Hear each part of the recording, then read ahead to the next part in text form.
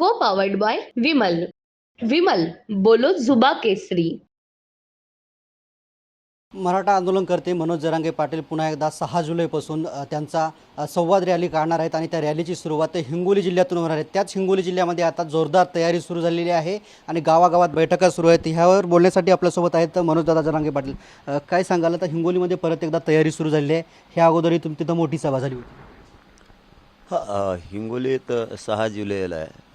7 जुलैला परभणी, 8 जुलैला नांदेड, 9 जुलैला लातूर, 10 जुलैला धाराशिव, 11 जुलैला बीड, 12 जुलैला जालना आणि 13ला छत्रपती संभाजीनगर. कारण शांतता रॅली, मराठा आरक्षण जागृती काढणं आवश्यक आहे. कारण पुन्हा सरकारला समाजाच्या वतीनं विनंती करणं गरजेचं आहे. सरकारला जागा करणं गरजेचं, कारण इथं आमच्या जातीच्या लेकराचा प्रश्न आहे, भविष्याचा प्रश्न आहे. त्यामुळे ताकदीनं रॅल्या होणार आहेत. त्या दिवशी ज्या ज्या जिल्ह्यात तारखी ठरल्या आहेत त्या जिल्ह्यातला मराठा एकाच वेळी, एकाच ठिकाणी आणि एकाच दिवशी सगळे कामं सोडून एकत्र येणार आहेत स्वतःच्या मुलाच्या न्यायासाठी. काल तुमच्याच गावामध्ये दगडफेक झालेली आहे, काय नेमकं बरं? मला मिळालं आहे ऐकायला ते. तिथं असा दगडफेकाचा प्रकार घडला आहे, घडून आणला आहे त्यांनी, की काय आता त्याच्यात मला शंका दिसती की कारण हे छगन भुजबळला पहिल्यापासून नाद आहे बघा. दगडफेकी करणे, स्वतःच्याच गाडीवर स्वतःच्याच गाड्या फोडणं, हे त्याला नाद आहे.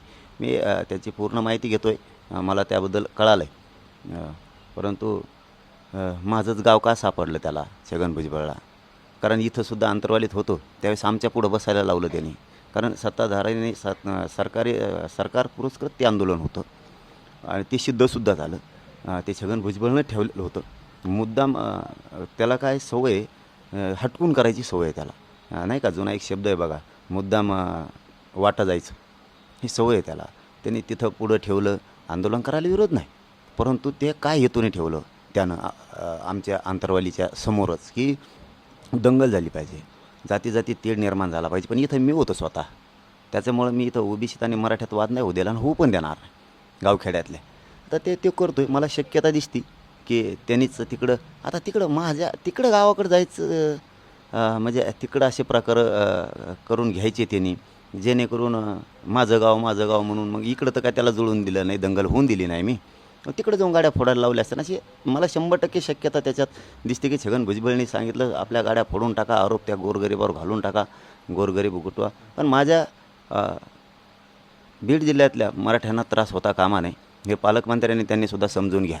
म्हणजे मी जाहीरपणानं सांगतो, त्या छगन भुजबळच्या नादी लागून तुम्ही विनाकारण मी त्या गावचा आहे म्हणून तुम्ही तिथं जाणार, तुमच्या स्वतः तुम्हीच गाड्या फोडून घेणार. छगन भुजबळ सांगणार गाड्या फोडून घ्या तुम्ही तुमच्यात, मी बरोबर सत्य आहे, मी बरोबर त्या गावावर आरोप घालतो, ते जरांगेचं गाव आहे. म्हणजे मला बदनाम करण्यासाठी छगन भुजबळची ही शाळा का? माझ्या गोरगरीब गावाला बदनाम करण्यासाठी, गोरगरिबांना बदनाम करण्यासाठी ही शाळा असू शकते. मला अशी शक्यता वाटते त्याच्यात की छगन भुजबळ हे घडून आणू शकतो. परंतु पालकमंत्र्यांनी लक्ष ठेवायला पाहिजे, त्यांनी ही वेळ येऊ देऊ नये अशी. गोरगरीब ओबीसीत आणि मराठ्यात वाद व्हायची, कारण भोगायला गोरगरीब ओबीसीला लागतं आणि गोरगरीब मराठ्यांना लागतं. माझ्या बीड जिल्ह्यातल्या मराठ्याला, म्हणजे त्या गावाला तर नाहीच नाही, पण बीड जिल्ह्यातल्या मराठ्याला त्रास होऊ देऊ नका. पालकमंत्री साहेबाला चांगलं सांगतोय, नसता नाविलाज होईल महाराष्ट्रातल्या मराठ्यांचा. कारण या छगन भुजबळचं ऐकू नका. ही छगन भुजबळ जाणून बुजून मराठ्यांना त्रास द्यायला लागला आहे. ही कालच्या काळ जे प्रकार आहे, हो छगन भुजबळनीच त्याच्याच लोकाला त्यांनीच करायला लावलं, त्याच्याच गाड्या, त्याचंच सगळं. हे 100% मला अशी त्याच्यात शक्यता आहे, मला त्याच्यात संशय येतो. नेमकं का करायला लावलं? ते लईच येडं आहे हो, त्याला ती सवयच आहे. का करायला लावलं त्या प्रश्नाचं उत्तर आपण तिकडं त्या गोरगरिबांच्या गावात ते करायला लावलं त्यानं, तर इथलं उदाहरण घेऊ ना. काचं इथंच आंदोलन का करायला लावलं त्याने? महाराष्ट्रात जळले होते का सगळे गावं? का करायला लावलं? हां, एक सामान्य जनतेनं उभा केला असतं तर ठीक होतं, म्हणता येतं काहीतरी. त्यांनी सरळ सांगितलं ना मीडियात की हो ते मयच लोक आहेत. म्हणजे तुला काय तिथं संघर्ष घडून आणायचा ना? का बरं तू असं सांगत नाही की नाही रे दुसरीकडं? परत त्याला त्यांनी ती एल्गार सभा सुरू केली, ती पण आंबडमधूनच केली. सभा पण प्रतिसभा घेतल्या. मग या जातीवाद नाही तर काय? मग त्याला इथं बहुतेक इथंच अंतरवालीच्या समोर आंदोलन बसून दंगल घडवून आणायची होती. पण ते आम्ही इतकं हुशारीनं वागलो की आम्हाला गावखेड्यातल्या गोरगरीब ओबीसीत आणि मराठ्यात वाद होऊ द्यायचा नव्हता. कारण ही लांब राहणार तिकडं नाशिकला. परंतु इथं गोरगरीब मराठे आणि गोरगरीब ओबीसींवर इतकी वाईट वेळ येते, कोणी येत नाही त्या टायमाला मदतीला. मी हो दिलं नाही तर ते जरा त्याला पहिल्यापासून असल्या सवयात खोड्या करायच्या, तिकडे जाऊन खोडी करायला सांगितली सर. त्याचं मला 100% छगन भुजबळचाच संशय आहे त्याच्यात, की छगन भुजबळच घडून आणतो आहे. मुख्यमंत्र्यांनी, शिंदे साहेबांनी आणि फडणवीस साहेबांनी त्याच्यावर जरा बारीक लक्ष ठेवा. तो राज्यात दंगली घडवीत, त्याला समज द्या. फडणवीस साहेब तुम्हाला विनंती करून सांगतो, या छगन भुजबळला तुम्ही समज द्या की गोरगरीब ओबीसीचे, गोरगरीब मराठ्यांच्या लोक अडचणीत आली नसल्याला राज्याची कायदा सुव्यवस्था बिघडील. तो फडणवीस साहेबांनी हे मी तुम्हाला विनंतीपूर्वक सांगतो, मनावर घ्या. हो, कारण हे कोणाचे गावं शोधितो आहे, काय काय करायला लावतो आहे, याला कळायलासुद्धा पाहिजे. जसं का शक्यता असू नये, का संशय येऊ नये.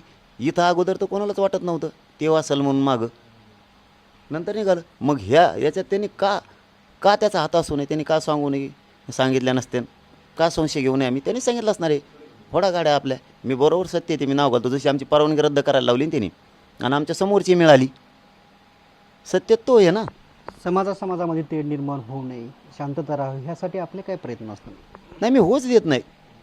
मी ओबीसी बांधवांना पटवून घ्या, मी सांगतोय ते, हसण्यावरती नेऊ नका. आणि मराठा बांधवांनाही सांगतो, आपल्यात गावखेड्यात एकमेकाच्या अंगावर जाऊ नका. आरक्षण हे मराठ्यांचं हक्काचं, हे तुम्ही समजून घ्या आधी. 1884चं म्हणजे 100-150 वर्षापूर्वीचं हे आरक्षण आहे. ओबीसींना मिळालेलं आरक्षण 1967ला मिळालं आहे, ते 90ला एक मिळालं आहे, 2 टप्प्यात. म्हणजे तुमचं आत्ताच आहे. याचा अर्थ असा होतो की आमचा 7-12 ह्यो 150 वर्षापूर्वीचा आहे, तुमचा नंतरचा आहे. आमची जमीन आम्हाला द्या, हे म्हणणं आहे आमचं. तुमची तुम्हाला आहेच, हे समजून घ्या. उगाच वाद करू नका. हे नेतेचं ऐकून महाराष्ट्र वेगळ्या दिशेला जाईल, महाराष्ट्र वेगळ्या दिशेला जाईल. त्याचं ऐकून हे तर मान्य करावं लागेल का नाही, की आमच्या नावावर जर 2 एकरचा सातबारा आहे किंवा आमच्या नावावरती 1 गुंठ्याचा सातबारा आहे, तर ती प्लॉट आमचा आहे किंवा ती जमीन आमची, त्याच्या शेजारची तुमची आहे, 2 एकर तुमच्या नावावर असेल तर तुम्ही का मान्य करत नाहीत? गोरगरीब ओबीसी का मान्य करत नाही? तुम्ही त्यांचं ऐकून कशाला मराठ्यांच्या अंगावर येत आहे? हां, आम्ही जर तुमच्या 2 एकरचा सातबारा आहे ओबीसीचा आणि आम्ही म्हणतोय त्याच्यातलं 1 एकर इकडे घे, मग ठीक आहे. आमच्या पूर्वीच्या नोंदी आहेत, हे 150 वर्षापूर्वी, तुम्ही ते कशा नाही म्हणू शकता? कसं काय पडतं आहे गोरगरीब ओबीसीला? हे तुम्ही नेत्याचं ऐकता, नेत्याचं मागं पळायला लागलात, पळा तुम्ही, त्याबद्दल नाही. पण आम्ही तुमच्या 2 एकरातलं 1 एकर मागितलं का? नाही. मग तुम्ही आमचं 2 एकर कसं काय मागता सातबाऱ्यावर असून? तशा आमच्या नोंदी आहेत 150 एकरवर, 150 वर्षापूर्वीच्या. हे गोरगरीब ओबीसींना समजून घ्या. मी तुम्हाला एक प्रामाणिकपणानं या राज्याचा नागरिक म्हणून सांगतो, आमच्या 1884च्या नोंदी आहेत. आणि तुम्हाला जे आरक्षण दिलं आहे ते 67ला दिले, 1967ला, आणि एक 90ला दिले, 90-89ला दिले मंडल कमिशननं. त्याच्या आधीचे आम्ही येत ना, तुम्ही का मान्य करत नाहीत? हे राजकारणी लोक आहेत, आपल्यात मारामाऱ्या लावतील, कुणी मदतीला येणार नाही. गोरगरीब मराठ्यांच्या कुणी मदतीला येणार नाही आणि गोरगरीब ओबीसीच्या मदतीला कोणी येणार नाही. नेते बंगल्यात बसले तर सापडणार सुद्धा नाही. हे काय आता कालचाच प्रकार ना, हा ह्यो घडून आणतोय. कुंकडची कुंकडं विषय आता कुंकड नेला आहे. भाजपचा DNA ओबीसी असेल तर देवेंद्र फडणवीस यांनी समोर येऊन सांगावं, असं हक्के सर बोलले. ते मी त्यांना विरोधक न मानल्यामुळे मी त्यांना नाही उत्तर देत कोणालाच. कोणाला काय म्हणायचं ते त्यांचा प्रश्न. कसं नियोजन असणार आहे? 6 तारखेची रॅली, संवाद रॅली संपल्यानंतर त्या 12 तारखेच्या पुढचं काय असणार आहे? नाही, आता 13 तारखेपर्यंत रॅली. जिल्ह्यातला मराठा समाज एकत्र येणार आहे. त्या दिवशी माझी समाजाला विनंती की आपल्या जातीसाठी आणि आपल्या मुलासाठी 1 दिवस द्या. कारण महिना 2 महिन्यातून आपल्याला आपल्या समाजासाठी वेळ देणं गरजेचं आहे. तेव्हाच आपला समाज मोठा होणार आहे. आपण बरं टप्प्यात आरक्षण आणलं आहे, आता थोडं राहिलं आहे. त्याच्यासाठी आपल्या अंमलबजावणी सगळ्या सोयींची आपल्या व्याख्याप्रमाणे केली, व्याख्याप्रमाणे, तरच आपल्याला ती अंमलबजावणी मान्य नाही तर नाही. हैदराबादचं गॅजेट लावलं 13 तारखेच्या आत तरच मान्य नसताना नाही सरकारचं. बॉम्बे गव्हर्नमेंटचं, सातारा संस्थांचं सुद्धा गॅजेट लावल्याशिवाय आपल्याला 13 तारखेच्या आत लावलं तरच त्यांच्या गोष्टी मान्य आहेत. 83 क्रमांकाला मराठा आणि कुणबी एकच, तो कायदा पारित केलेलाच 2004ला सुशीलकुमार शिंदे साहेबाच्या सरकारनं. त्याच्यात फक्त त्या कायद्यामध्ये थोड्या दुरुस्त्या करायच्या, त्या अटी शर्ती आहेत त्या थोड्या शिथिल करायच्यात. त्या जर केल्या तर 13 तारखेच्या तर आपलं मग पुढची भूमिका आम्ही सांगणारच. पण आमचं आहे ती घेतल्याशिवाय आम्ही मात्र थांबत नाहीत. विरोध किती झाला तरी. फक्त मराठा समाजाला माझी विनंती की आपण टप्प्यात आणलं आहे. 1 दिवस सगळ्यांनी कामं सोडा, नका विचार करू कुठल्याच कामाचा. कुठल्याच कामाचा. माता मावल्यासह सगळे एक दिवस घराच्या बाहेर पडा. ज्या जिल्ह्यात ज्या तारखेला आपली शांतता मराठा आरक्षण जागृती रॅली आहे त्या जिल्ह्यात त्या वेळेत आपण आपले वाहनं सुरू करून मिळेल त्या वाहनानं जे ठिकाणी ज्या जिल्ह्यात ज्या तारखेला तिथं एक दिवस एकाच वेळी एकाच दिवशी सगळ्या मराठ्यांनी जिल्ह्यातल्या मराठ्यांनी आपण आपल्या जिल्ह्यात जिथं ठिकाणी शहरात तिथं या. ही तुम्हाला सगळ्यांना विनंती. टाळू नका. कारण जात वाचणं गरजेचे आहे, जातीचे पोरं वाचणं गरजेचं आहे आणि ती जबाबदारी समाजाच्या खांद्यावरती आहे. मी हटत नाही. माझ्यावर किती आरोप करू द्या, यांना किती मोठमोठ्या टोळ्या उभा करू द्या, कितीही एकत्र येऊ द्या. आता काही काही नेते ते गैरअर्थच काढला. मी एकटा पडलो म्हणलेल्याच. एकटा पडलो म्हणजे माझा समाज आणि मी एका बाजूने आहेत 100%. सगळे जग जरी एकूण झालं तर या राज्यात 50-55% एकटाच मराठा आहे. सगळ्याचे पाठपुरायला खंबीर येतो. एकटा पडलो म्हणजे ह्या छगन भुजबळनं सगळे जे संविधानाच्या पदावर बसले आहेत हे सगळे एकत्र केलेत ओबीसीचे आणि सगळ्या पक्षातले. मग आता हे विधानसभेत आरडणार.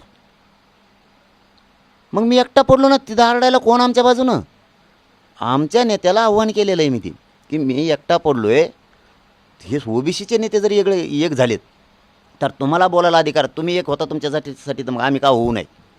म्हणून आम्ही सुद्धा विधानसभेत आवाज उठवणार. विधानसभेत त्या कायदेमंडळात आमची बाजू मांडायला गोरगरीब मराठ्यांची कुणीच नाही. आम्ही एकटे पडलो आहे. तुम्ही तिथं आमची बाजू मांडा. कारण ते मांडणार आहेत. त्यांनी एक केले सगळे पडेल फिडेल सगळे गोळा केले त्यांनी. आता पावसाळी अधिवेशन सुरू आहे, मग तुम्ही तुमच्या नेत्यांना काही सांगून इच्छिता का? सांगितलं मी. तेच सांगितलं. एकट्याचा अर्थ वेगळा काढला देईनी. हेव तिकडे गेला आणि तेव तिकडे गेला. इथं 6 करोड मराठी इकडून हेव तिकडे गेला आणि तेव तिकडे गेला. इथं समुद्रासारखा समाज आहे. तू एकटा गेला आणि मी एकटा बाजूला गेलो. काय कोणचं समाजाचं कोणचं वाकडं होणार आहे? मी बी बाजूला गेलो. काय समाजाचं? समाज आहे. समाज समुद्रासारखा आहे मोठा. समाजाची बरोबरी मी नाही करू शकत, तुम्ही नाही करू शकत आणि कोणीच नाही. उगाच छाताडा बडून नसतं जमत कोणत्या गोष्टीत. समाज बाप आहे. समाजापुढं कच माफी मागायला झोकायला काय वाटत नाही. समाजासाठी वाकलं कणा ढिला ठोला तरी काय फरक नाही पडत. समाजापेक्षा मोठं कोणी नाही. समाजासाठी केलं पाहिजे. म्हणून मी विनंती केली होती की मी एकटा पडलो आहे. 100% मी एकटा पडलो आहे की तिथं आमची बाजू मांडायला कोणी नाही. त्यांची बाजू मांडायला तुटून पडणार आहेत ओबीसीचे सगळ्या पक्षातले सगळे नेते. आता अधिवेशनात कॅबिनेटमध्ये सुद्धा राज्य मंत्रिमंडळाच्या बैठकीतसुद्धा. कारण त्यांचे माणसं आहेत ना. आमच्या जातीचे आमदार मंत्री बोलतच नाही आहेत. हे जर तिथं बोलले तर आम्ही एकटे पडणार नाहीत. त्या एकट्या बोलण्याचा अर्थ असा माझा होता. आणि सगळ्या मराठा समाजाला याचबरोबर माझी विनंती, सगळ्या राजकीय मराठ्यांच्या आमदार मंत्र्यांना माझी विनंती की विधानसभेत मराठा समाजाची जी मागणी आहे 50%च्या आत ओबीसी आरक्षणातून आणि आमच्या हक्काच्या नोंदी हे देण्यासाठी सरकारनं आणि विरोधी पक्षातल्या मराठ्यांच्या आमदारानं ताकदीनं बाजू मांडा की मराठ्यांचं जे हक्काचं आहे सरकारी नोंद आहेत ते आम्ही देणार आहे. हे ठासून सांगा. सगळ्याचे सगळे मराठा समाजाच्या बाजूने उभा राहा. याचबरोबर माझं मराठा समाजाला आव्हान आहे की काही या समाजात एकमेकावर फुगीव जर असले, नाराज असतील, मनभेद असतील तर सोडून द्या. मोठं मन करा सगळ्यांनी.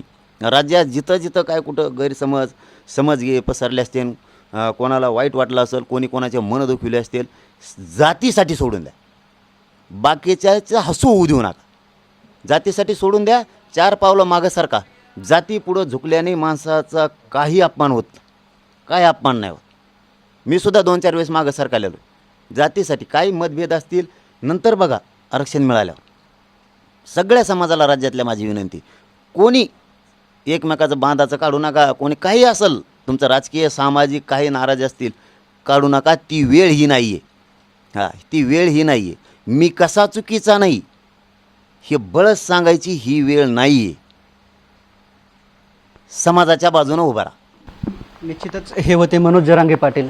जे काही त्यांच्या गावामध्ये दगडफेक झाली त्यामध्ये छगन भुजबळ यांचा हात असल्याचा संशय जे आहे ते त्यांनी व्यक्त केलेला आहे.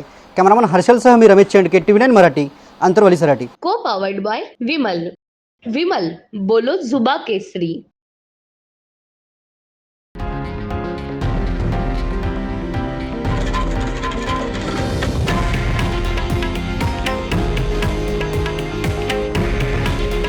हे आहे देशातील नंबर 1 न्यूज नेटवर्क आणि आपण पाहत आहात TV9 मराठी.